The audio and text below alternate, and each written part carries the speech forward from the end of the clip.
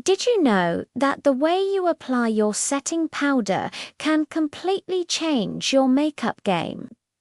For years, the standard advice was to powder your entire face to lock everything in. But this one-size-fits-all approach doesn't work for everyone, especially if you have combination or dry skin. Applying powder all over can often make your skin look flat, cakey, and even accentuate fine lines and dry patches you didn't know you had. It sucks the life and natural dimension out of your face, giving you a very matte, almost mask-like finish. This heavy-handed technique originated from stage and film makeup, where intense lighting required heavy-duty setting to prevent sheet. But for everyday life, it's just too much. We want our skin to look like skin, right? We want that healthy, radiant glow, not a dull, powder-down look. So it's time to rethink where and why we're using powder. The secret is strategic application, and it's all about focusing on your T-zone. Your T-zone is the area that forms a T on your face, your forehead, the bridge of your nose, and your chin. This is typically the oiliest part of the face for most people, even those with dry or normal skin. It's where your sebaceous glands are most active, leading to that midday shine that can break down your foundation. By concentrating your setting powder only on this area, you're targeting the problem right at its source. You're controlling oil and shine exactly where you need it most, without compromising the natural luminosity on the rest of your face, like your cheeks. This technique is often called targeted powdering, and it's a favorite among professional makeup artists because it creates a much more modern, dimensional, and skin-like finish. Let's break down how to do it perfectly.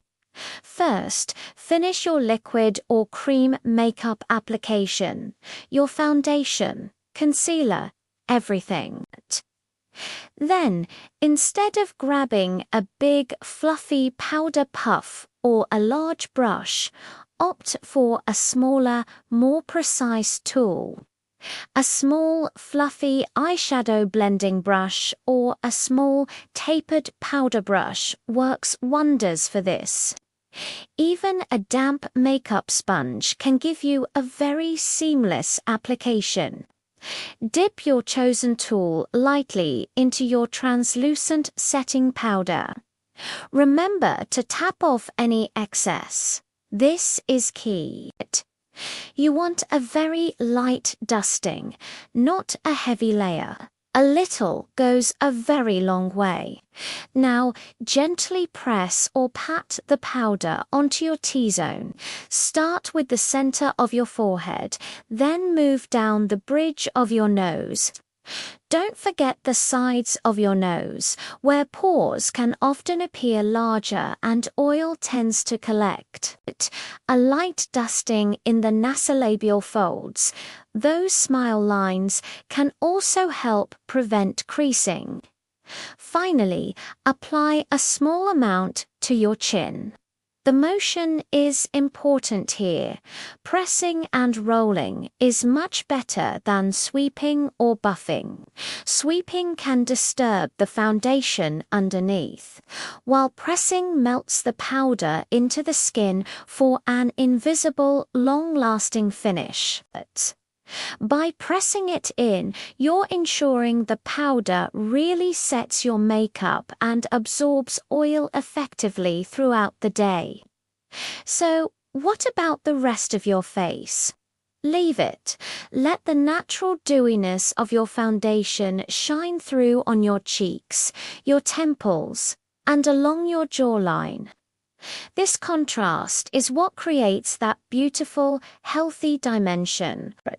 Your T-zone will be perfectly matte and smooth, preventing any unwanted shine, while the high points of your face will catch the light, giving you a natural-looking glow. You essentially getting the best of both worlds, oil control where you need it and radiance where you want it.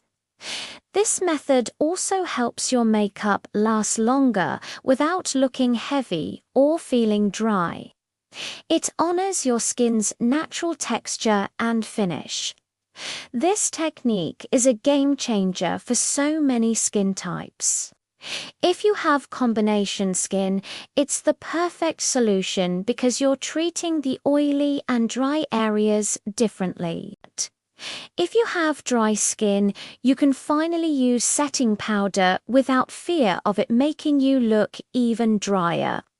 You can set your concealer under your eyes and control shine on your nose without sacrificing the hydration on your cheeks. And if you have oily skin, you might think you need to powder everywhere, but try this first. You might be surprised at how effectively it controls shine without making your face look flat. You can always touch up your T-zone later in the day if needed, but you'll maintain that beautiful skin-like finish. It's a simple switch in your routine that makes a massive difference in the final result.